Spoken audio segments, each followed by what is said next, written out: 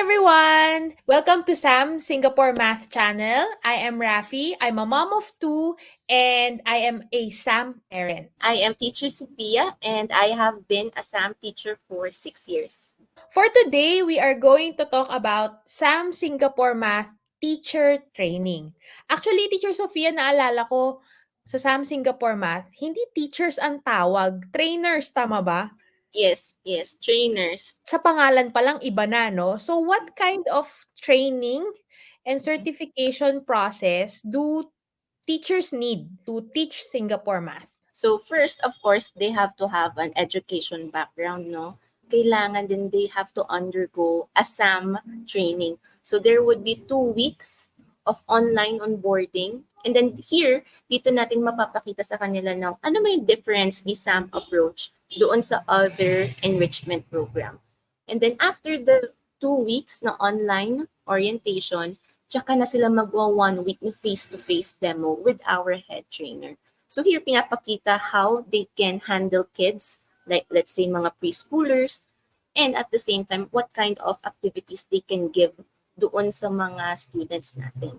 And at the same time, how are they going to change yung thinking ng bata from traditional math to Singapore math?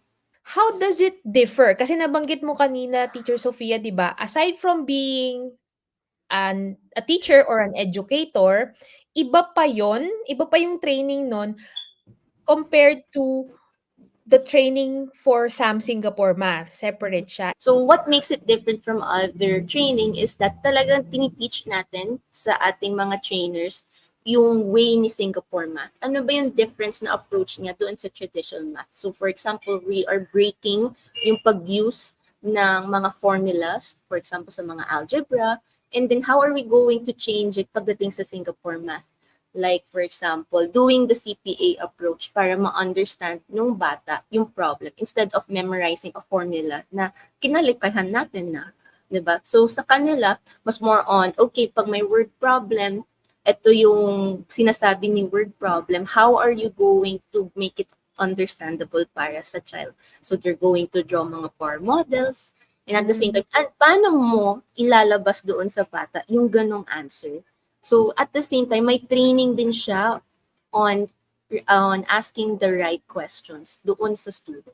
Because may thin line between yung spoon feeding and sa pagtuturo, doon sa coaching. So yun yung tinatry ni Singapore Math na huwag pumunta doon sa spoon feeding part, kundi doon lang sa coaching, which is asking the right questions. Na actually, I think maraming makaka-relate dito na mga co-parents ko, lalo na teach nung pandemic.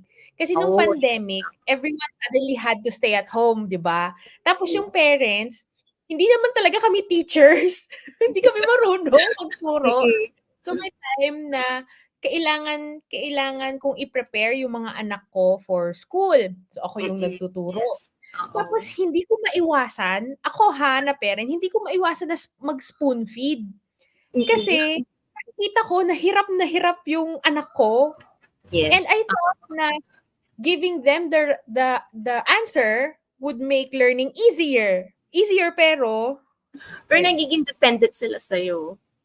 Right? exactly. Napansin ko 'yan noong 'pag nahihirapan sila, tumitingin sila sa akin. Oo, yes, correct. So those are the clues na tinuturo din namin sa teachers. Minsan may mga body language yung kids na dapat maging aware kami. Parang, oh, okay, medyo borderline frustration na to. So that's the time we intervene by asking questions. Talagang we try not to tell the answers immediately. As in, talagang dapat ang patience ng teachers na test talaga. Kaya may one-on-one din na demo with the head trainer. So, yung mga ganong actions ng bata, dapat makita na siya ni teacher na, so maybe this word problem or this question is too hard for him or maybe may roadblock. So, kailangan ma-ask ni teacher kung ano yung roadblock na yun doon sa bata. And by asking questions, hindi siya parang, step 1, ganito yung gagawin mo, step 2. Kasi how would you know? 'di ba? How would you bridge the gap? So it's really by asking questions. Talagang minsan the parents would hear na bakit tanong ng tanong tong si teacher, nagtuturo ba talaga or what, ganyan. As may parents na gano'n and we understand kasi curious sila kasi sanay tayo na hala hindi na alam ng anak natin o ganito yung gagawin. Kasi we thought that that's the best for them, 'di ba? If one is studying to become a teacher, I'm sure meron din ganyang role playing. Pero this would be very different kasi iba si math kay Singapore Yes. math. Tama? Yes, correct. Correct. So, kaya din may added na 2 weeks na online is because we're introducing Singapore math, which is a totally different approach from traditional math. Wala pa naman siyang ganong course dito or subjects sa Philippines na tinuturo sa magiging math teachers. Mas more on ano lang siya seminars, mga ganon, mga seminars, courses, short courses lang, but not really yung in-depth. Ano ba yung tamang steps ni Singapore math?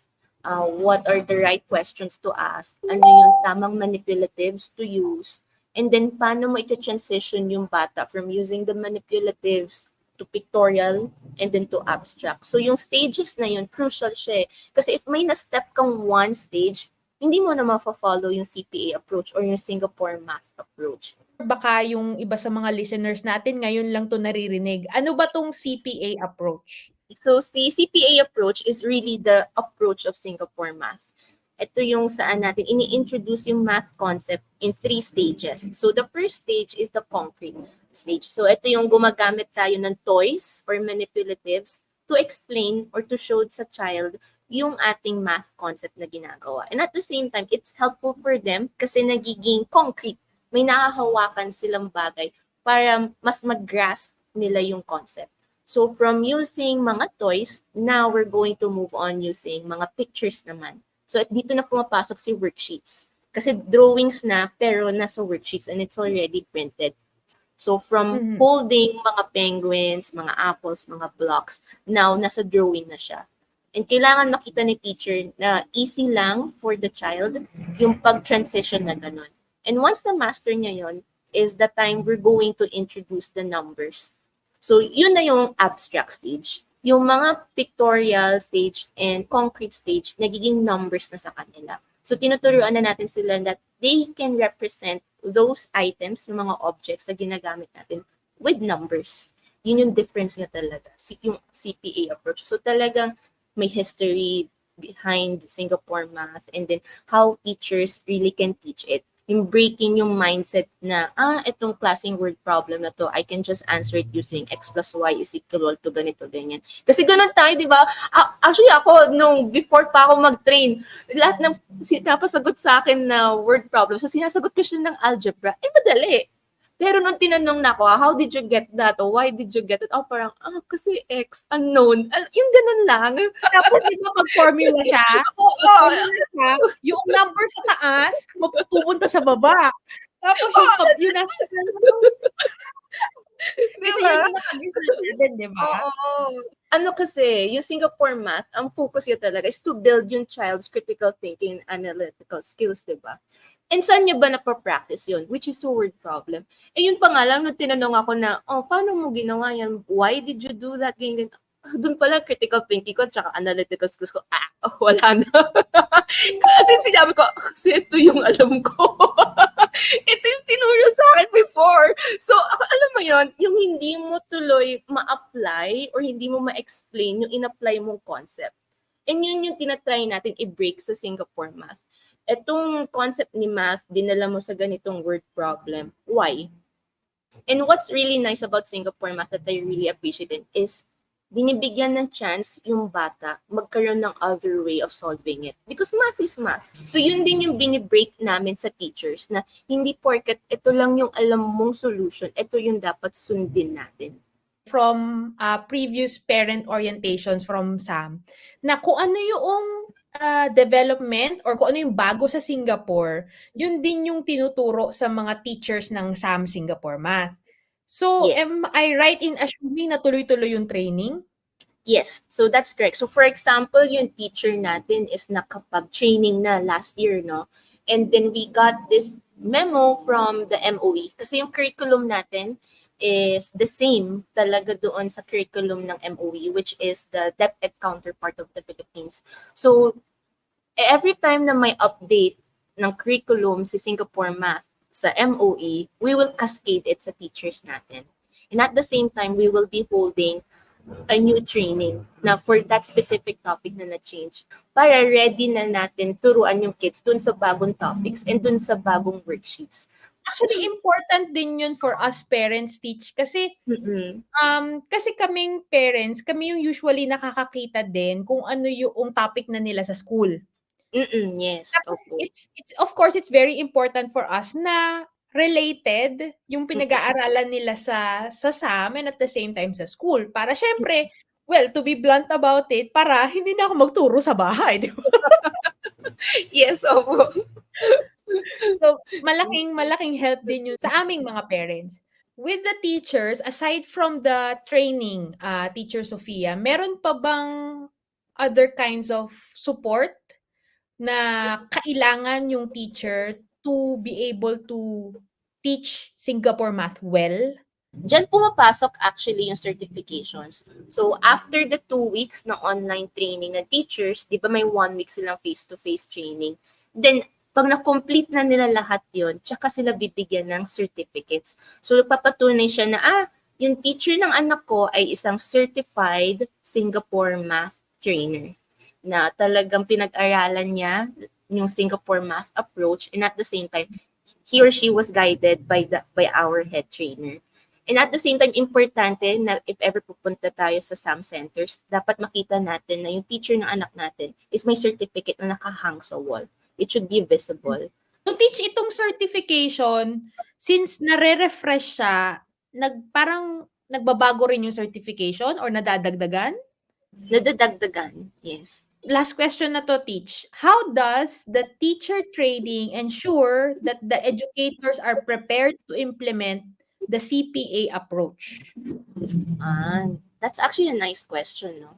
So, first talaga is yung one-on-one nilang training with the head trainer. Not necessarily na talaga one-on-one na sila lang yung nagtitrain mag-isa. Pero may coaching talaga si head trainer. Parang, okay, for this day, ang magda-demo ay si, let's say, Teacher Sofia. Magbibigay ng topic, as in lahat ng topics ibibigay, pero one step at a time. So, paano siyang naging one step at a time? We're going to start with level 0. So, ina-expose natin yung teachers with different kinds of concrete muna. Yung concrete stage doon sa CPA. Kasi doon naman nagsa-start si Singapore Math. So, yung topic natin, let's say, is number bonds. Paano may explain sa bata yung number bonds? The 2 parts will give you a whole. So, dahan-dahan, binibigyan si teacher, ni head trainer na, okay, so yung usually the manipulatives that we use here is ganito, ganito, ganito. So, may discussion part din. And then, binibigyan ni head trainer ng creativity space or ng creativity room si teacher para makaisip ng sarili niyang activity na concrete pa din and at the same time, doon sa stage pa lang ng introduction.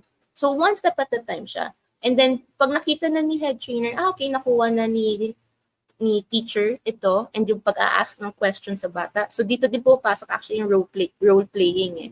So, pag nakita ni head trainer na, okay, so good yung asking of your questions, good yung pag-handle mo doon sa class, and napakita mo naman doon sa bata yung concrete, now next would be the pictorial. Paano may papasok na yung pictorial approach doon sa bata since you're done with the concrete? So yung transition na yun, importante yun eh. Because pag na-miss mo ang isa, baka ma-stuck yung bata sa concrete.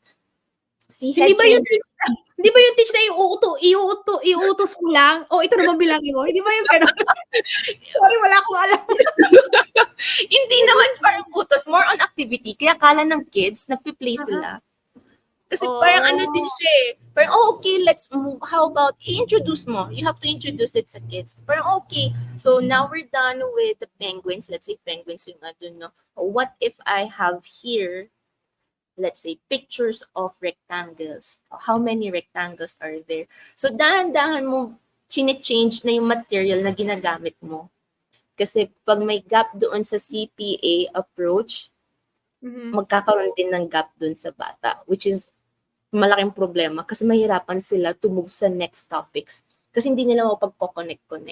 as parents, this certification that you're talking about, this training, it makes us confident na yung nagtuturo talaga sa anak namin ay marunong talaga. May approach siya, meron siyang hindi siya puwedeng spoon feeding, ganyan. It's a total level up for me. And, Mm-mm.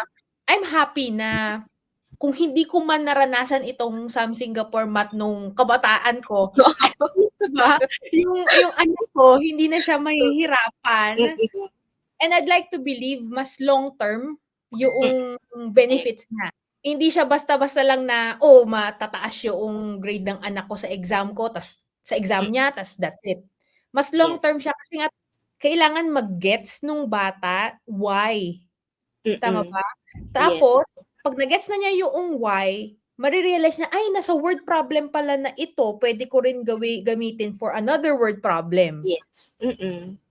Yeah, And I at the same think time, boost their confidence na. Parang, teacher, I can do this. I think I'll try by myself. Ganyan. thank you, Teacher Sophia. Thank you din po, Mommy Rafi. And to our parents who are watching, thank you very much. If you have any further questions po, no, or suggestions, let us know by commenting. Please remember to like and subscribe. Bye!